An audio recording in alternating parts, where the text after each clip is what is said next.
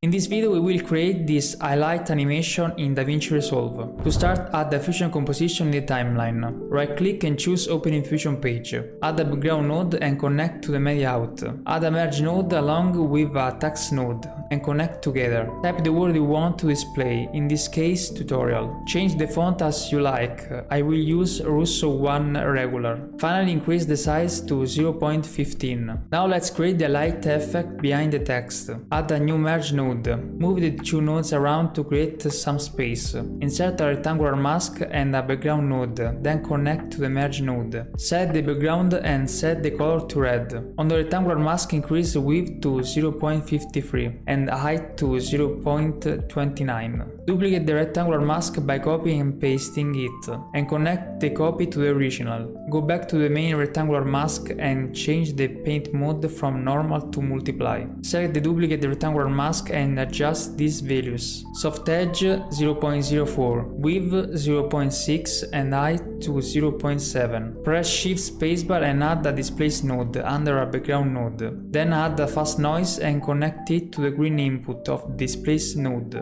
Increase the tail to 10 and contrast to 11. Disable lock X and Y, reduce X scale to 0.8 and increase Y scale to 20. Adjust the Seeth to -0.015. Press Shift Spacebar again and add a stop motion node. Finally slightly move the nodes to keep the structure clean and easy to read. Now let's animate everything. Select the duplicated rectangular mask from before. At frame 0 set a keyframe to center XY. At frame 100 add a second keyframe. Go back to frame 0 and move X to -0.15. This makes the highlight move from left to right. Move to the fast noise and set the keyframe from Seeth at frame 0. Go to frame 6 and set Seeth to 0.1.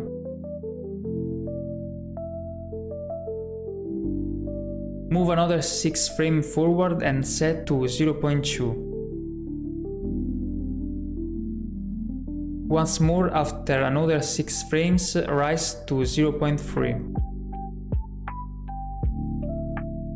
Finally, after 6 more frames, bring Seeth back down to 0.1. Click the spline icon at the top and select Fast Noise. Press Zoom to fit and adjust the view. Use Ctrl A to select all keyframes. Then click the Set Loop icon to create a loop.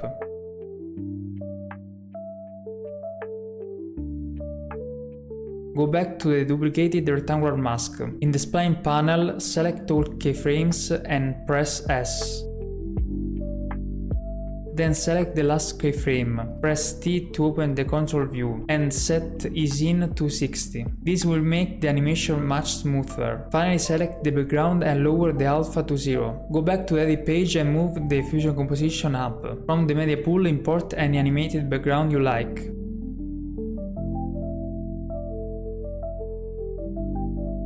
In this case I will lower the gain and brightness to achieve a darker, more cinematic look.